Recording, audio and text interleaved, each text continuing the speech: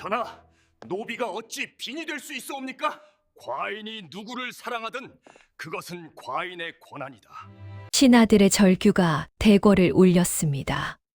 1439년 세종대왕이 조선을 뒤흔드는 선언을 하셨습니다.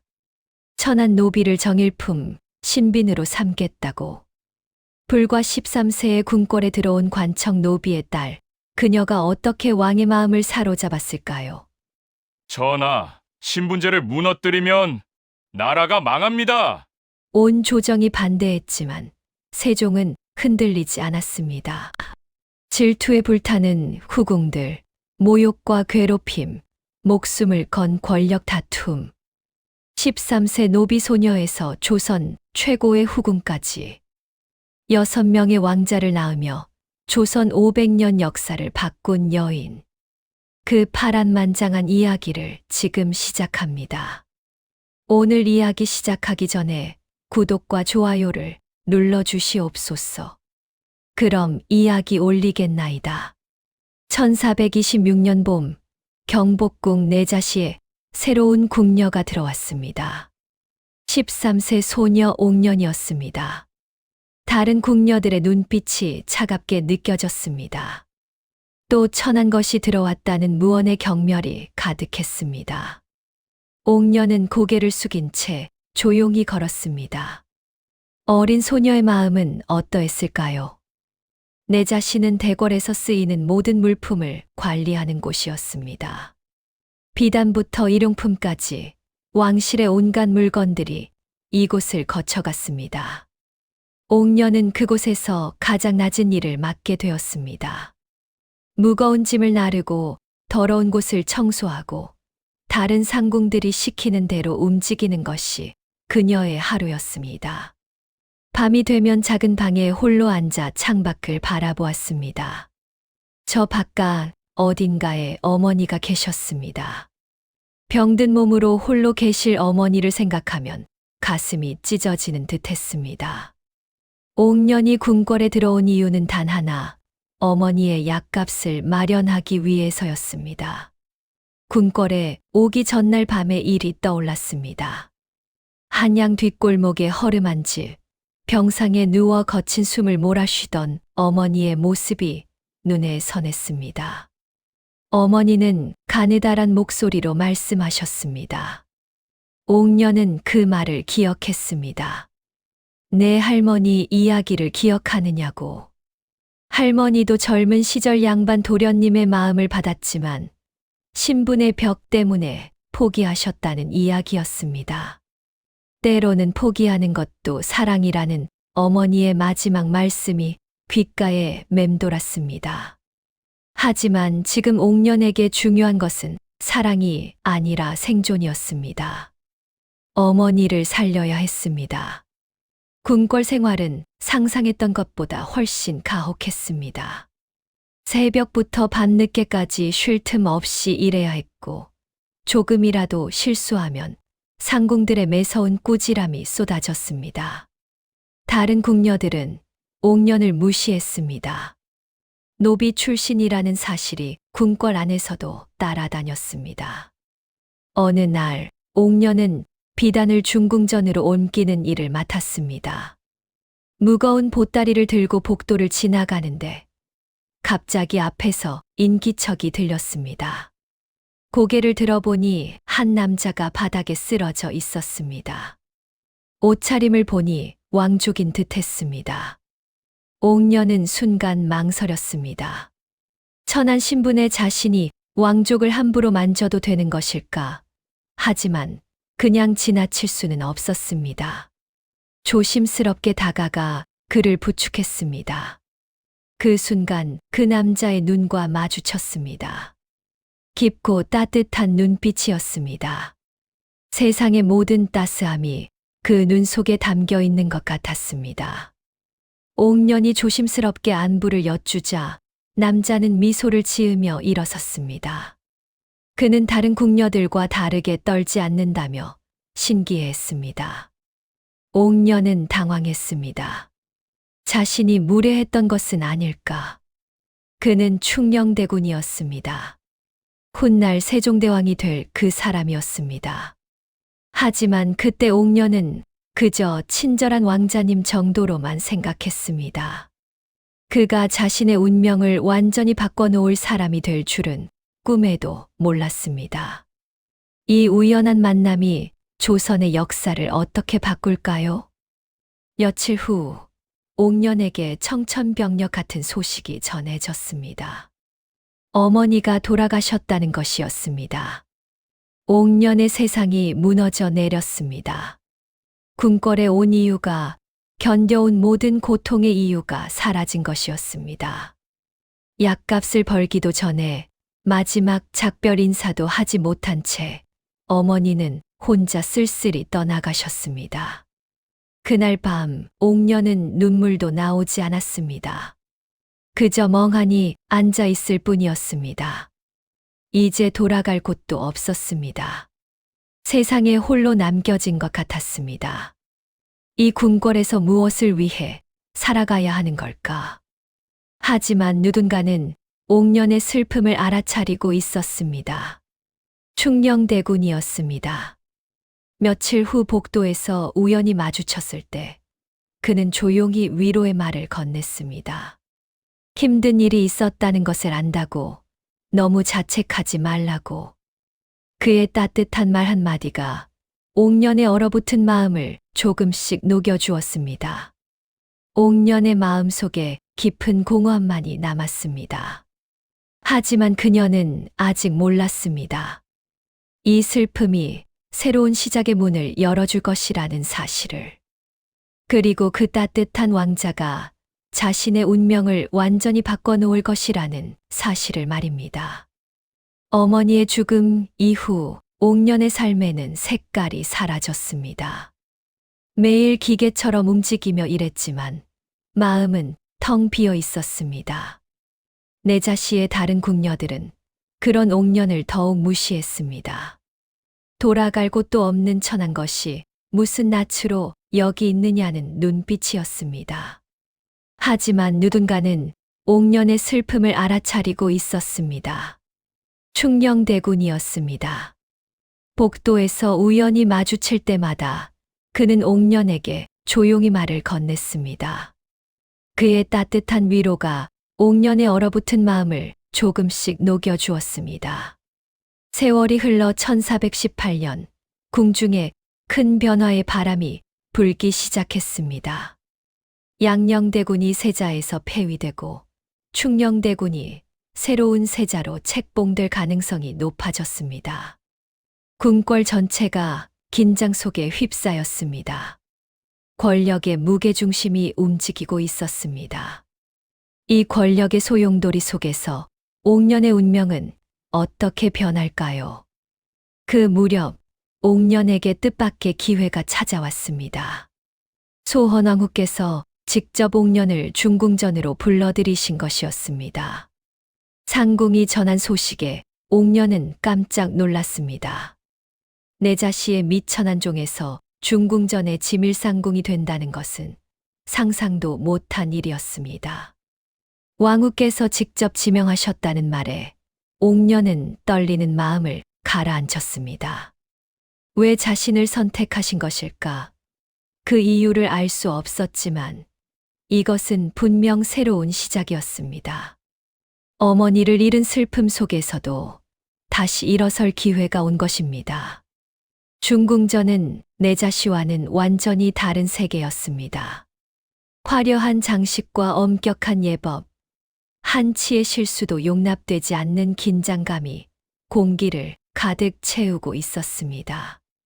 소헌왕후는 자애로우면서도 위험 있는 분이셨습니다. 처음 뵙는 순간부터 옥년은 그분의 깊은 슬픔을 느낄 수 있었습니다. 소헌왕후의 아버지 시몬이 영모 혐의로 처형당한 것은 불과 몇 년 전이었습니다. 왕후는 아버지를 잃은 슬픔을 꾹꾹 눌러 담고 살아가고 계셨습니다. 옥년은 그 슬픔이 자신의 상실과 다르지 않다는 것을 알았습니다. 신분은 달라도 아픔은 같았습니다. 옥년은 정성을 다해 소헌왕후를 모셨습니다. 의복을 관리하고 식사를 준비하고 때로는 경전을 읽어드렸습니다. 왕후는 옥년의 진심을 알아보셨습니다. 다른 이들은 눈치만 보는데 옥년은 마음으로 사람을 본다고 하셨습니다. 왕후의 말씀에 옥년은 감사의 마음이 깊어졌습니다. 중궁전에서의 생활은 또 다른 의미가 있었습니다. 이제 세자가 된 충녕대군을 자주 뵐 수 있었기 때문입니다. 그는 어머니이신 소헌왕후를 자주 찾아왔고 그때마다 옥년과 짧은 대화를 나누었습니다. 어머니를 잘 모시고 있다는 세자의 말 한마디에 옥년의 가슴이 두근거렸습니다. 하지만 그것은 위험한 감정이었습니다. 천한 신분의 자신이 세자를 향해 마음을 품는다는 것은 있을 수 없는 일이었습니다. 옥년은 그 감정을 마음 깊이 숨겼습니다. 다른 궁녀들도 이를 눈치챘습니다. 세자가 옥년에게 관심을 보인다는 소문이 궁궐 곳곳에 퍼지기 시작했습니다. 질투와 시기의 눈빛이 사방에서 쏟아졌습니다. 저 천한 것이 세자 저하를 유혹하려 든다는 험담이 끊이지 않았습니다. 특히 영빈 강씨는 옥년을 노골적으로 경계했습니다.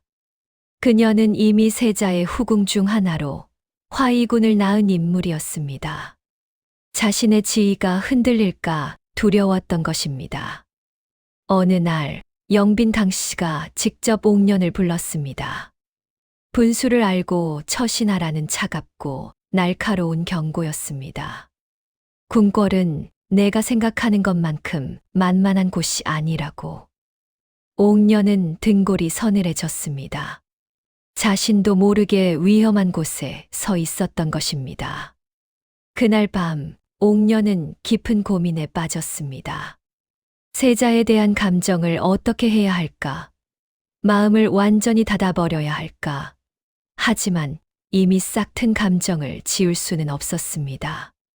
그저 더욱 조심스럽게 행동할 수밖에 없었습니다. 1418년 8월 태종이 왕위를 세자에게 물려주었습니다. 충녕대군이 정식으로 조선의 네 번째 임금 세종대왕이 된 것입니다. 즉 이식날 옥년은 멀리서 새 임금의 모습을 바라보았습니다. 위엄에 찬 용한 백관의 절을 받는 모습이었습니다. 이제 정말 다른 세상의 분이 되셨구나. 옥년의 마음에 복잡한 감정이 밀려왔습니다. 기쁨과 두려움이 동시에 찾아왔습니다. 세자 시절에 따뜻했던 그분이 이제는 조선의 임금이 되셨다는 기쁨, 하지만 동시에 신분의 벽이 더욱 높아졌다는 두려움이었습니다. 천한 궁녀와 조선의 임금, 그 거리는 얼마나 멀까요? 왕이 된 이상, 이제 예전처럼 가까이 할 수는 없을 것이었습니다. 옥년은 그렇게 생각했습니다. 하지만 옥년은 몰랐습니다. 세종 역시 그녀를 잊지 못하고 있다는 것을. 그리고 곧 모든 것이 바뀔 운명이라는 사실을 말입니다. 궁궐의 밤하늘에 별이 총총히 빛나고 있었습니다. 옥년은 창밖을 바라보며 어머니를 떠올렸습니다. 딸이 지금 어떤 길을 가고 있는지 모르겠다고 중얼거렸습니다. 하지만 한 가지는 확실했습니다. 이제 더 이상 도망칠 곳은 없다는 것. 이 궁궐에서, 이 운명 속에서 끝까지 살아내야 한다는 것이었습니다. 세종이 즉위한 지 1년이 흘렀습니다. 젊은 임금의 개혁 의지가 조정 곳곳에서 빛을 발하고 있었습니다. 하지만 옥년에게는 오히려 더 어두운 시절이 찾아왔습니다. 세종이 중궁전을 찾는 횟수가 늘어나면서 사람들의 시선이 점점 더 날카로워졌기 때문입니다. 표면적으로는 소헌왕후를 뵙기 위함이었지만 궁중 사람들의 눈에는 달랐습니다. 임금께서 옥년을 보러 오신다는 소문이 파다했습니다. 복도를 지나갈 때마다 수군거리는 소리가 들렸습니다. 천한 것이 임금을 홀렸다는 험담이었습니다. 옥녀는 더욱 조심스럽게 처신했습니다. 세종을 뵐 때도 고개를 더 깊이 숙이고 말씀을 여쭐 때도 최대한 짧게 했습니다. 하지만 그럴수록 세종의 관심은 더 깊어지는 것 같았습니다. 임금의 부드러운 말씀이 오히려 옥년을 더 긴장하게 만들었습니다. 옥년의 마음은 복잡했습니다. 세자 시절에 따뜻했던 충녕대군이 이제는 조선의 임금이 되셨습니다. 기쁨과 두려움이 동시에 밀려왔습니다. 임금께서 자신을 기억해 주신다는 것이 감사하면서도 그 관심이 불러올 위험이 두려웠습니다. 밤마다 잠 못 이루며 고민했습니다. 이 감정을 어떻게 해야 할까? 천한 신분의 자신이 감히 임금을 향해 마음을 품어도 되는 것일까요? 어느 날 영빈 당씨가 다시 옥년을 찾아왔습니다. 이번에는 위협이 아니라 회유였습니다. 궁궐 밖으로 나가 자유롭게 살 수 있게 도와주겠다는 제안이었습니다. 영빈의 목소리에는 교묘한 독이 섞여 있었습니다. 하지만 옥년은 조용히 그러나 단호하게 거절했습니다. 중전 마마를 모시는 것으로 충분하다고. 영빈 강씨의 얼굴이 굳어졌습니다. 예상치 못한 거절이었습니다. 이 정도 압박에도 굴하지 않다니 옥년의 의지가 생각보다 강했던 것입니다. 그 후로 옥년을 향한 괴롭힘이 더욱 심해졌습니다. 어느 날은 옥년이 준비한 소헌왕후의 식사에 이물질이 섞여 있었습니다. 상궁의 꾸짖음에 옥년은 억울했지만 변명할 수 없었습니다. 누군가 일부러 그런 것이라고 말할 수도 없었습니다. 또 다른 날에는 옥년의 이불에 벌레가 가득 들어 있었습니다. 밤중에 잠에서 깬 옥년은 비명을 지를 뻔했지만 소리를 삼켰습니다. 소란을 피우면 중전 마마께 누가 될 것이기 때문입니다. 조용히 벌레를 치우고 밤새 잠을 이루지 못했습니다. 가장 힘든 것은 소헌왕후께 폐를 끼치는 것이었습니다. 왕후는 옥년의 상황을 모두 알고 계셨습니다. 왕후의 따뜻한 위로에도 옥년의 마음은 무거웠습니다. 자신 때문에 왕후께서 곤란해지시는 것 같아 가슴이 아팠습니다. 그러던 어느 날 결정적인 사건이 터졌습니다. 영빈 당씨가 직접 소헌왕후를 찾아가 옥년에 대한 문제를 제기한 것입니다. 요즘 전하께서 옥년에게 특별한 관심을 보이신다는 것, 이것이 궁중의 기강에 해가 되지 않겠냐는 것이었습니다. 영빈의 말은 교묘했습니다. 직접적으로 옥년을 공격하지는 않았지만 문제가 있다는 인상을 주었습니다. 더욱이 옥년은 천한 출신이 아니냐는 점을 강조했습니다. 전하께서 그런 아이에게 관심을 보이시는 것이 신하들에게 어떻게 보이겠냐는 논리였습니다. 소헌왕후는 한동안 말씀이 없으셨습니다. 영빈 강씨의 말에도 일리가 있었습니다. 왕의 체면과 궁중의 질서를 생각하면 이런 상황이 계속되어서는 안 되었습니다. 왕후는 깊은 고민에 빠졌습니다. 왕후의 마음은 어떠했을까요? 아끼는 궁녀와 왕실의 명예 사이에서 어떤 선택을 해야 할까요? 영빈은 준비한 제안을 내놓았습니다. 옥년을 다른 곳으로 보내는 것이 어떻겠냐고. 침방이나 수방 같은 곳으로 말입니다. 영빈의 제안은 사실상 옥년을 중궁전에서 쫓아내자는 것이었습니다. 그렇게 되면 옥년은 다시 천안궁녀로 돌아가게 되고 세종과 만날 기회도 사라지게 될 것이었습니다. 그날 밤 소헌왕후는 옥년을 조용히 불렀습니다. 왕후의 목소리에는 깊은 고민이 담겨 있었습니다. 옥년에 대한 소문이 궁중에 많이 돌고 있다는 것, 이 상황이 계속되면 여러 사람에게 좋지 않을 것 같다는 말씀이었습니다. 옥년은 왕후의 말뜻을 알 수 있었습니다. 자신이 이곳을 떠나야 한다는 의미였습니다. 옥녀는 담담하게 대답했습니다. 왕후의 뜻을 따르겠다고. 마음속으로는 슬픔이 밀려왔지만 얼굴에는 내색하지 않았습니다. 하지만 옥녀는 몰랐습니다. 세종 역시 이 모든 상황을 지켜보고 있다는 것을. 궁중의 움직임을, 옥년을 향한 괴롭힘을, 그리고 소헌왕후와 영빈 강씨의 대화까지도. 임금의 귀는 궁궐 구석구석에 닿아 있었습니다. 며칠 후 궁중에 충격적인 소식이 퍼졌습니다. 세종대왕이 직접 나서서 옥년을 승은을 입을 후궁 후보로 지명했다는 것이었습니다. 옥년은 믿을 수 없었습니다. 천한 궁녀인 자신이 후궁이 될 수 있다는 것인가? 하지만 이 결정은 궁중을 더 큰 혼란에 빠뜨렸습니다. 진짜 전쟁은 이제부터 시작이었습니다. 세종의 파격적인 결정은 조선 궁중을 뒤흔들었습니다. 노비 출신을 후궁으로 삼겠다는 선언은 기존 질서에 대한 정면 도전이었습니다. 조정 대신들이 들고 일어났습니다. 도승지를 비롯한 주요 신하들이 세종 앞에 무릎을 꿇고 간언했습니다. 신분의 차이를 무시하면 조선의 기강이 무너진다는 것이었습니다. 천한 노비를 후궁으로 삼는 것은 만세의 웃음거리가 될 것이라는 주장이었습니다. 신하들의 목소리에는 절박함이 묻어났습니다. 하지만 세종의 의지는 확고했습니다. 세종은 조용히 그러나 단호하게 되물었습니다. 과인의 후궁을 누가 정하느냐고. 신하들이냐 아니면 과인이냐고. 어전의 묵직한 침묵이 흘렀습니다.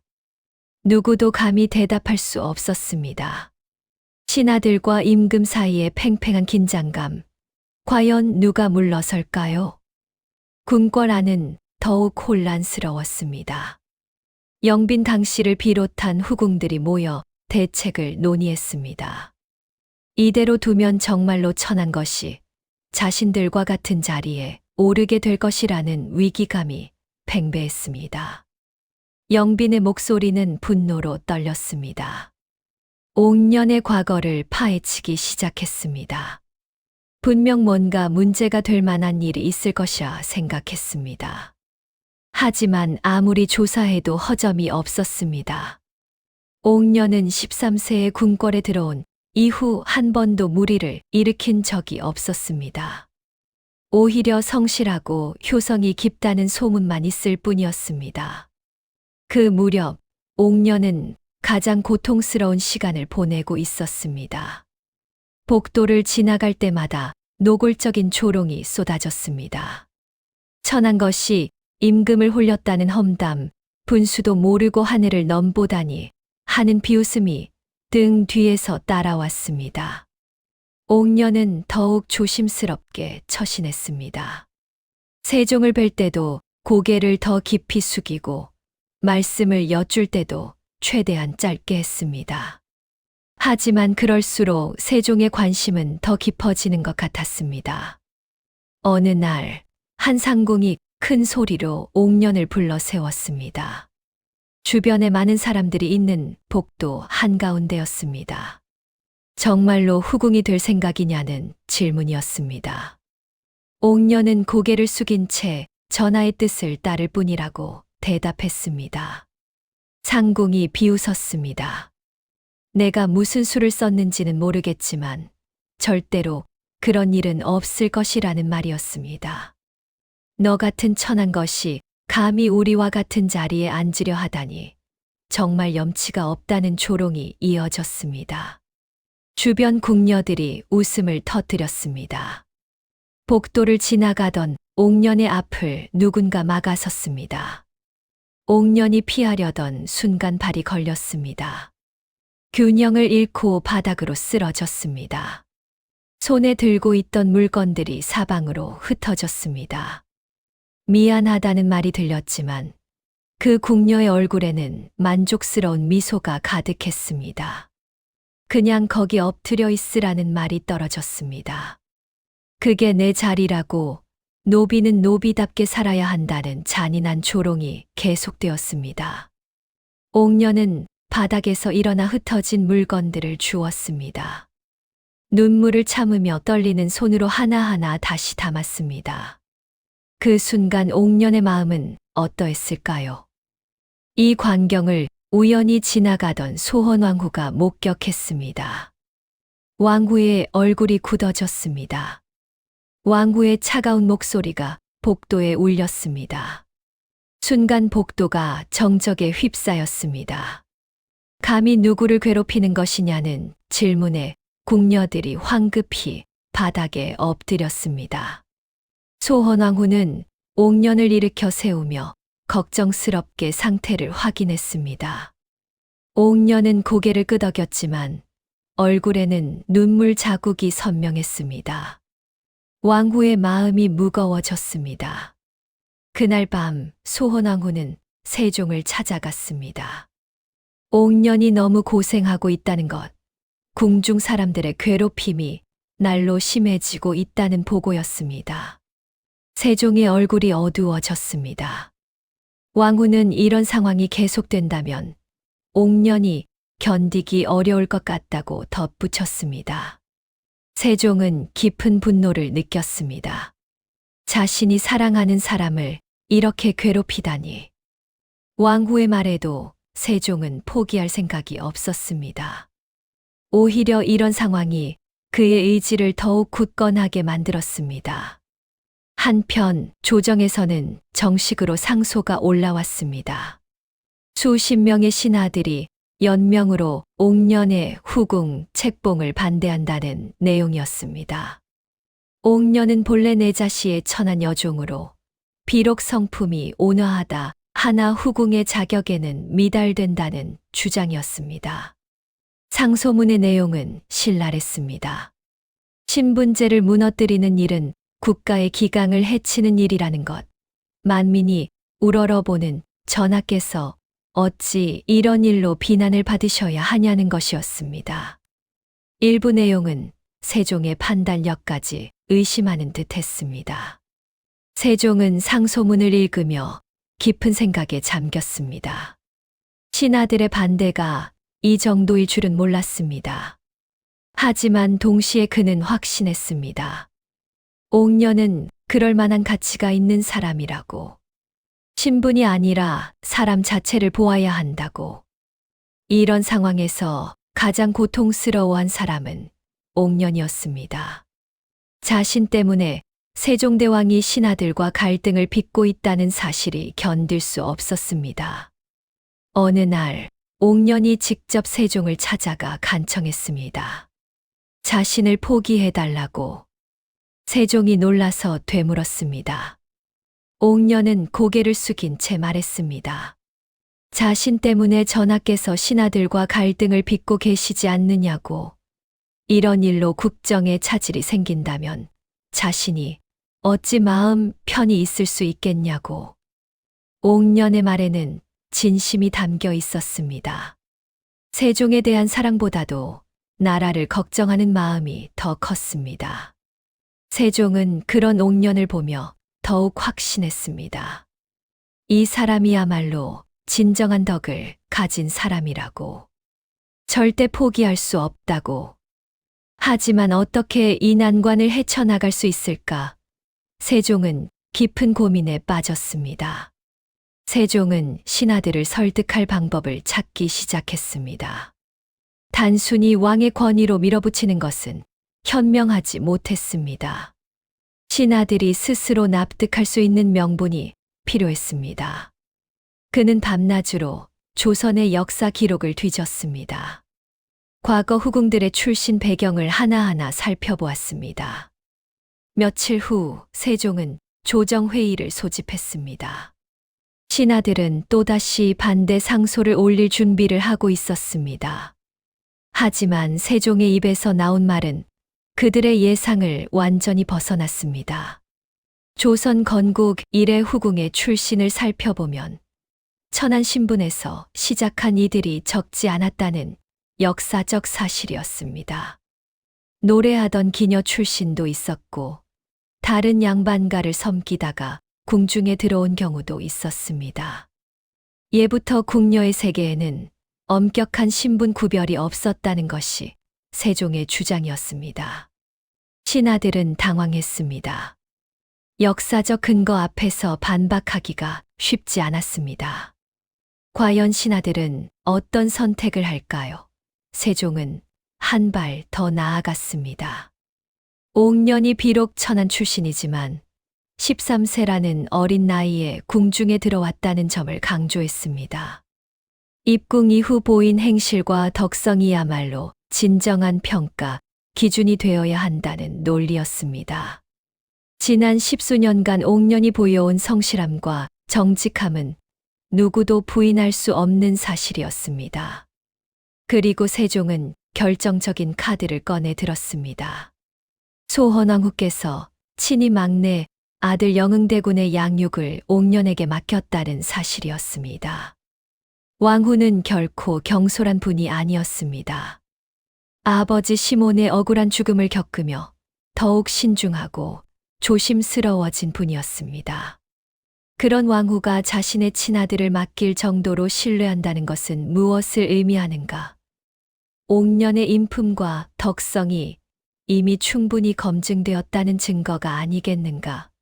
세종의 논리는 명확했고 신하들은 더 이상 반박할 근거를 찾기 어려웠습니다. 도승지 김돈이 다른 신하들과 잠시 논의한 후 입을 열었습니다. 역사를 살펴보니 셋째 부인 이하의 경우 출신의 귀천을 따지지 않았던 전례가 있다는 것. 따라서 김 씨를 귀인으로 책봉하는 것에 문제가 없다는 결론이었습니다. 드디어 조정의 동의를 얻어낸 것입니다. 1439년 1월 27일, 역사적인 날이 밝았습니다. 옥년은 정식으로 귀인에 책봉되었습니다. 천안 노비에서 궁중 여관 귀인까지 조선 역사상 유례없는 신분 상승이었습니다. 궁중의 분위기가 하루아침에 완전히 바뀌었습니다. 그동안 옥년을 무시하고 괴롭히던 사람들이 갑자기 태도를 180도 바꾸었습니다. 복도에서 마주치면 깊이 절을 올렸고 온갖 아첨의 말들을 쏟아냈습니다. 하지만 옥년은 이런 변화를 결코 반갑게 여기지 않았습니다. 진심이 아닌 아첨은 오히려 불편했습니다. 옥년이 가장 먼저 찾아간 곳은 소헌왕후의 처소였습니다. 왕후는 옥년을 보며 따뜻한 미소를 지었습니다. 그동안의 고생이 헛되지 않았다는 안도감이 얼굴에 가득했습니다.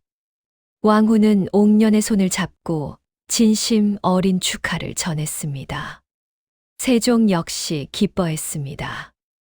오랜 시간 마음에 품었던 사람을 드디어 정식으로 후궁으로 맞이하게 된 것입니다.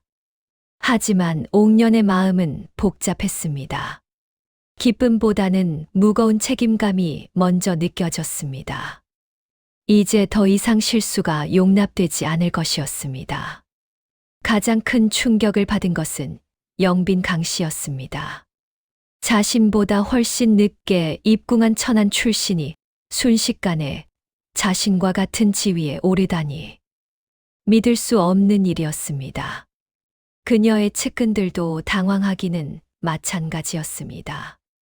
하지만 이제는 어쩔 수 없었습니다. 왕의 결정이었고 조정의 동의까지 얻은 일이었습니다. 영빈 당씨는 이를 악물고 현실을 받아들여야 했습니다. 궁중의 권력 구도가 완전히 재편되는 순간이었습니다. 영빈의 마음속에는 어떤 감정이 소용돌이쳤을까요? 옥년은 귀인이 된 후에도 변하지 않았습니다. 여전히 겸손했고 소헌왕후를 극진히 모셨습니다. 수양대군과 영흥대군을 돌보는 일에도 더욱 정성을 쏟았습니다. 이런 모습이 오히려 사람들의 마음을 움직였습니다. 신분은 올랐지만 마음은 그대로였던 것입니다.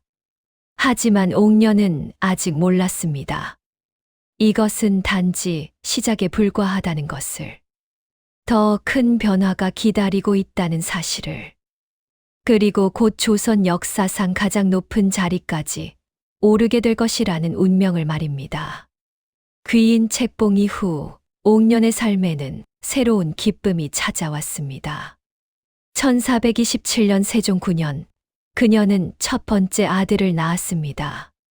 계양군이었습니다. 궁중이 경사로 들썩였습니다. 귀인이 왕자를 낳았다는 것은 그녀의 지위를 더욱 확고하게 만드는 일이었습니다. 세종은 직접 귀인의 처소를 찾아와 아들을 확인했습니다. 건강하고 총명해 보이는 아기였습니다. 세종의 기쁨은 이루 말할 수 없었습니다. 천한 노비에서 시작한 여인이 이제는 왕자의 어머니가 된 것입니다. 하지만 이것은 시작에 불과했습니다. 1430년의 창군, 1431년 밀성군, 1434년 익현군, 1435년 영해군이 차례로 태어났습니다. 귀인 김씨는 계속해서 아들을 낳았고, 이는 세종의 총애가 얼마나 깊은지를 보여주는 증거였습니다.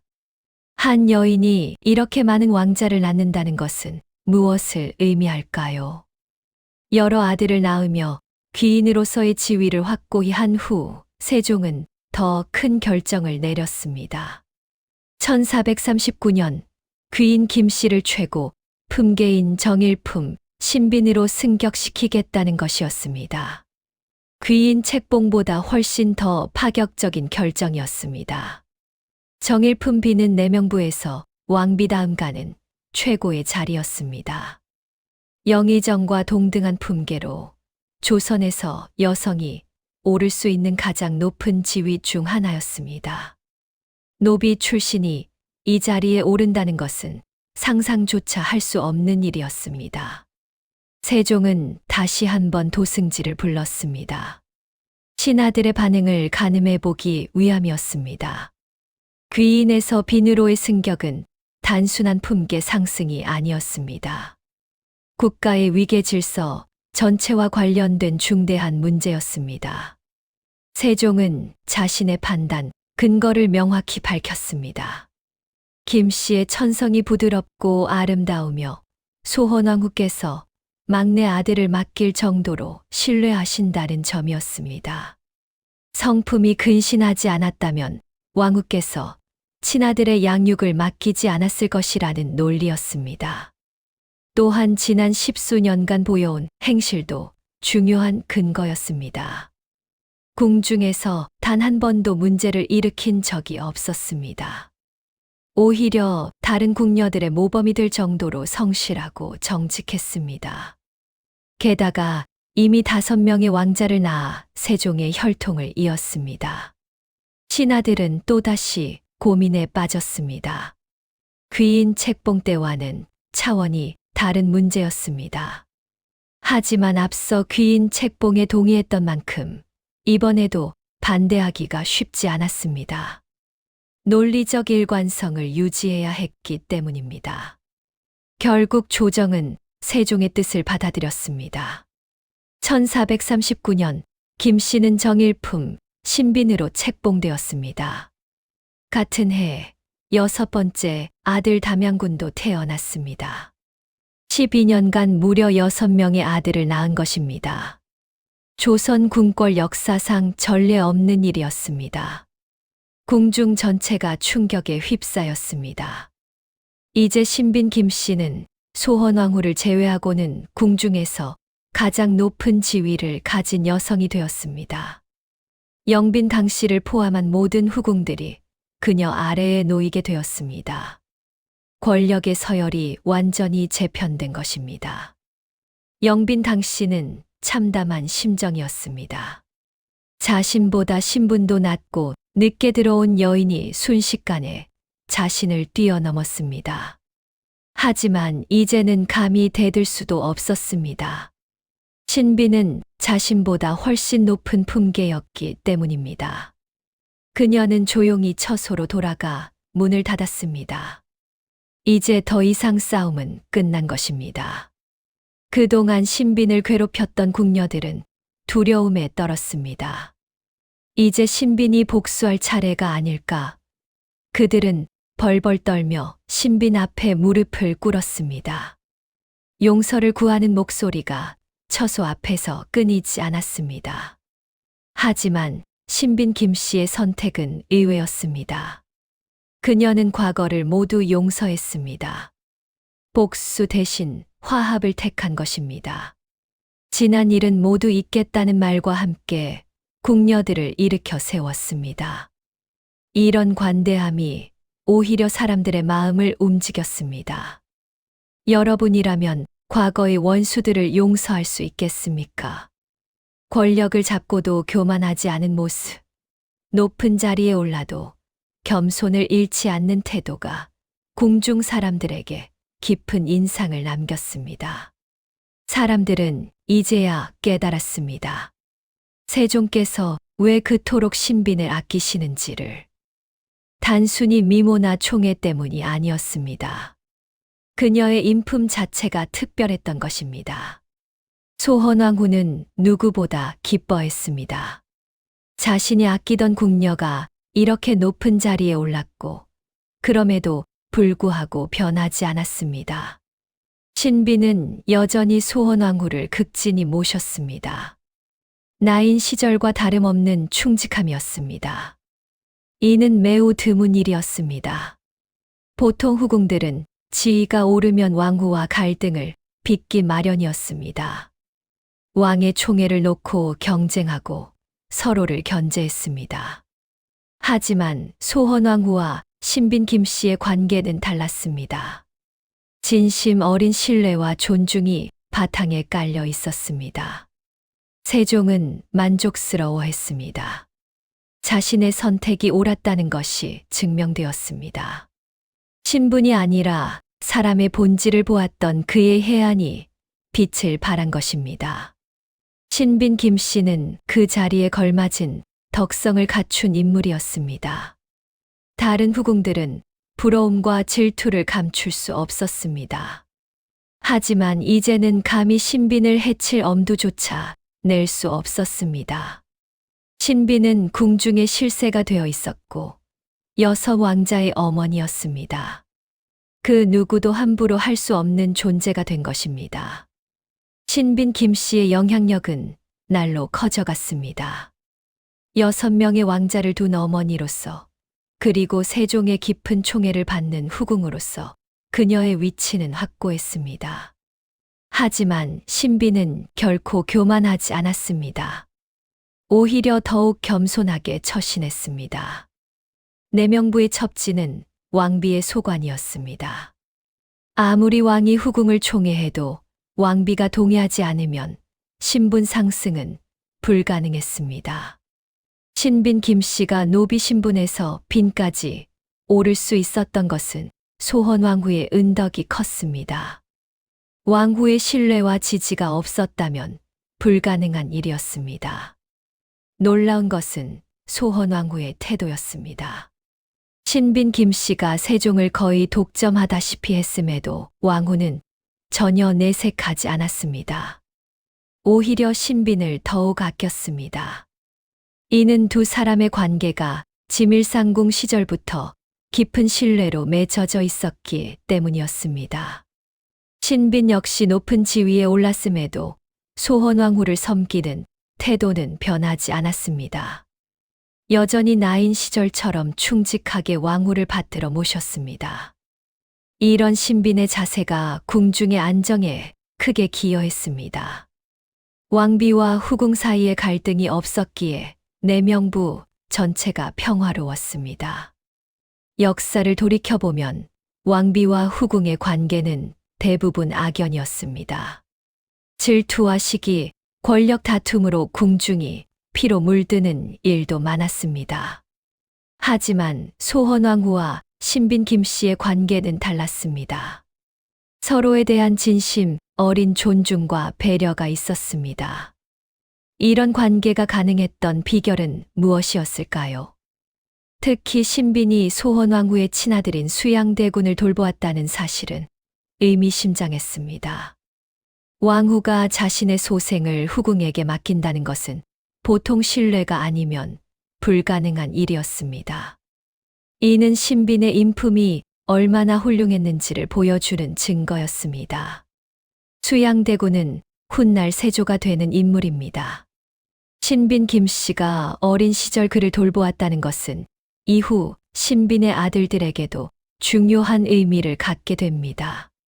수양대군과 신빈의 아들들 사이에는 특별한 유대가 형성되었고, 이는 훗날 정치적으로도 중요한 역할을 하게 됩니다. 세월이 흘러 1450년 세종대왕이 승하했습니다. 32년간 조선을 이끌었던 위대한 임금의 죽음에 온 나라가 슬픔에 잠겼습니다. 신빈 김씨의 슬픔은 이루 말할 수 없었습니다. 자신의 삶을 완전히 바꿔준 사람, 천한 노비를 정일품빈으로 만들어준 사람이 떠난 것입니다. 세종의 장례가 치러진 후 궁중에 또 다른 변화가 찾아왔습니다. 선왕의 후궁들은 머리를 깎아야 한다는 예법에 따라 신빈 김씨는 비구니가 되었습니다. 이는 조선시대의 풍습으로 선왕의 부인들이 대궐에 남아 있으면 혼란이 생길 수 있다는 이유에서였습니다. 신빈은 담담하게 삭발을 받아들였습니다. 긴 머리카락이 바닥에 떨어지는 것을 보며 지난 세월을 되돌아보았습니다. 세종과 함께했던 행복한 시간들, 6명의 아들을 낳으며 보낸 충만한 날들. 이제 모든 것이 추억이 되었습니다. 하지만 신빈은 슬퍼하지 않았습니다. 오히려 마음이 평온했습니다. 자신이 할 수 있는 모든 것을 다했다는 만족감이 있었습니다. 이제는 불경을 읽으며 세종의 명복을 빌 차례였습니다. 비구니가 된 신빈은 매일 아침 저녁으로 경전을 읽었습니다. 다른 후궁들도 이를 따라했을 정도로 신빈은 여전히 궁중 여인들의 모범이었습니다. 권력에서 물러났지만 존경은 사라지지 않았습니다.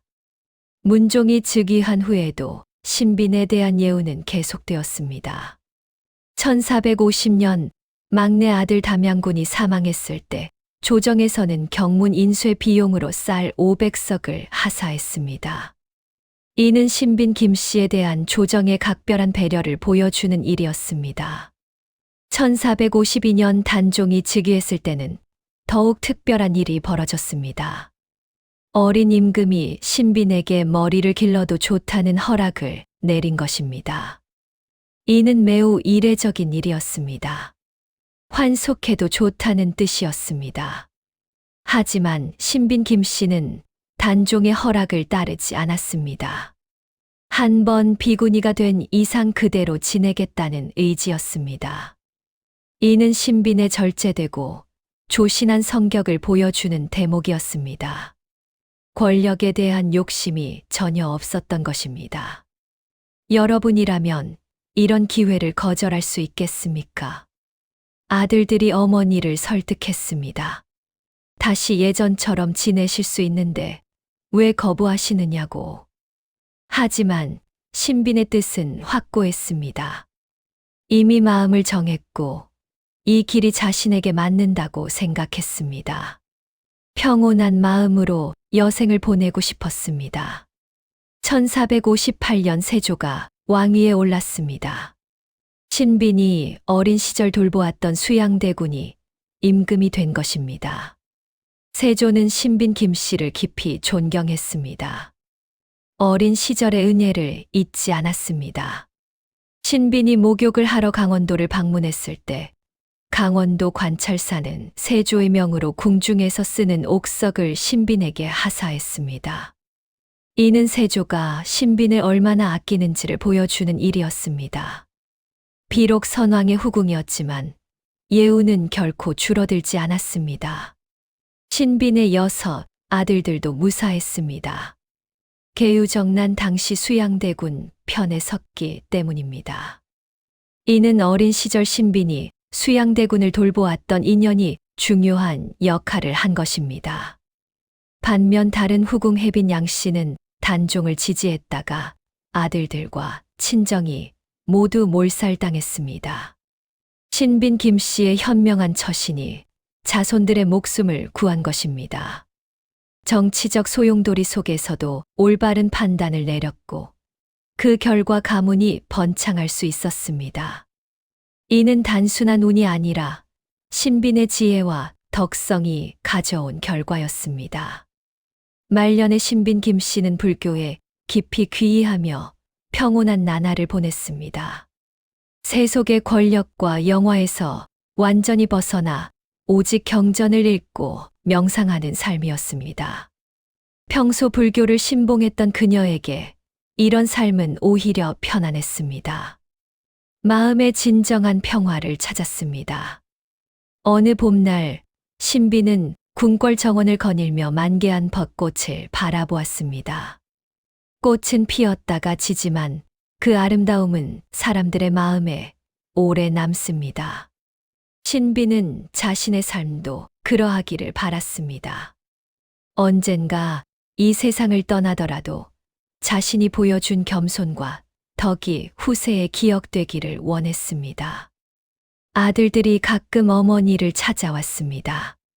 신비는 그들에게 늘 같은 가르침을 주었습니다. 왕자의 신분이지만 절대 교만하지 말 것, 항상 겸손하고 다른 사람을 배려하는 마음을 가질 것. 이것이 신빈이 아들들에게 물려주고 싶은 가장 큰 유산이었습니다. 계양군이 어느 날 어머니께 여쭈었습니다. 어머니를 자랑스럽게 여기는 이유가 무엇인지. 신비는 조용히 미소 지었습니다. 아들은 말을 이었습니다. 높은 자리에 올라도 변하지 않으신 어머니의 모습, 항상 겸손하시고 다른 사람을 먼저 생각하시는 모습이 정말 존경스럽다고. 신비는 아들의 말에 깊이 감동했습니다. 자신의 가르침이 제대로 전해졌다는 것을 알 수 있었습니다. 이것이야말로 진정한 성공이었습니다. 신분 상승보다, 권력보다, 총애보다 더 중요한 것은 올바른 가치관을 후대에 전하는 것이었습니다. 신빈의 아들들은 모두 현명하고 덕이 있었습니다. 어머니의 가르침을 잘 따랐기 때문입니다. 계유정난이라는 정치적 소용돌이 속에서도 살아남을 수 있었던 것은 단순한 운이 아니었습니다. 신빈이 일찍부터 심어준 지혜와 처세술 덕분이었습니다. 특히 수양대군과의 인연은 결정적이었습니다. 신빈이 어린 수양대군을 친자식처럼 돌보았던 것을 세조는 평생 잊지 않았습니다. 그래서 신빈의 아들들을 각별히 보살폈고 이들은 정난의 공신이 되어 더욱 번창할 수 있었습니다. 1464년 음력 9월 4일 59세의 나이로 신빈 김 씨는 조용히 눈을 감았습니다. 고통 없이 평온하게 생을 마감했습니다. 마지막 순간까지 경전을 읽으며 세종대왕을 그리워했습니다. 세조는 쌀과 콩 등 모두 70석을 부의로 내렸습니다. 신빈에 대한 마지막 예우였습니다. 신빈 김 씨의 죽음은 궁중뿐만 아니라 온 나라에 깊은 슬픔을 안겨주었습니다. 그녀가 보여준 삶은 많은 이들에게 희망이었습니다. 천한 신분에서 시작했지만 덕과 성실함으로 최고의 자리에 올랐고 그럼에도 불구하고 겸손을 잃지 않았던 위대한 여인이었습니다. 사람들은 신빈을 그리워하며 그녀의 삶을 본받으려 했습니다. 조선 최고의 신데렐라 스토리, 하지만 단순한 성공담이 아니었습니다. 진정한 인품이 무엇인지, 높은 자리에 올라도 어떻게 처신해야 하는지를 보여준 교훈이었습니다. 여러분에게 신빈 김 씨는 어떤 의미로 다가옵니까? 신빈의 묘는 경기도 화성시 남양리에 조성되었습니다. 묘역에는 세조 11년에 세운 묘갈과 묘비, 장명 등 문인석, 상석이 갖추어져 있습니다. 묘역은 돌담으로 둘러싸여 있으며 1994년 경기도 기념물 제153호로 지정되었습니다. 후세 사람들이 그녀를 기억하고 기리는 장소가 된 것입니다. 신빈 김씨의 삶은 조선 역사상 가장 극적인 이야기로 기록되었습니다. 1426년 13세의 어린 나이에 병든 어머니의 약값을 벌기 위해 궁궐에 들어온 천한 노비. 그녀는 수많은 고난과 시련을 겪었습니다. 질투와 모욕, 괴롭힘 속에서도 굴하지 않았습니다. 세종대왕의 사랑을 받아 1439년 정일품 신빈에 올랐고 6명의 왕자를 낳아 조선 왕실의 중요한 인물이 되었습니다. 하지만 무엇보다 중요한 것은 그녀가 끝까지 자신을 잃지 않았다는 점입니다. 권력과 영화 속에서도 겸손과 덕을 지켰습니다. 소헌왕후에 대한 충직함도 변함없었습니다.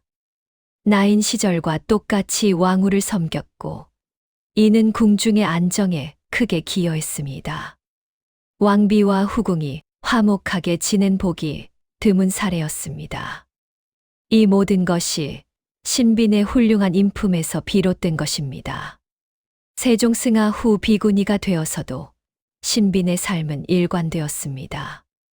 환속해도 좋다는 허락을 거절하고 끝까지 경건한 삶을 살았습니다.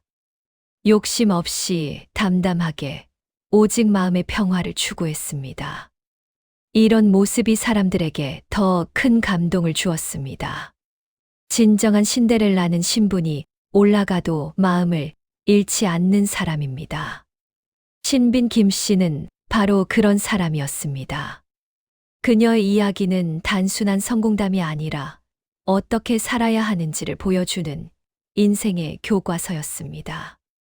오늘도 많은 사람들이 신빈 김씨의 이야기를 통해 용기를 얻습니다. 신분의 벽을 넘어 꿈을 이룰 수 있다는 희망, 하지만 더 중요한 것은 성공 후에도 겸손해야 한다는 교훈입니다. 신빈은 두 가지 모두를 완벽하게 보여준 위대한 여성이었습니다. 조선 500년 역사 중 가장 아름다운 사랑 이야기이자 가장 감동적인 성공 스토리. 신빈 김씨의 삶은 영원히 기억될 것입니다. 천한 노비에서 정일품 빈까지, 그리고 끝까지 변하지 않았던 그 마음까지. 이 모든 것이 우리에게 전하는 메시지입니다.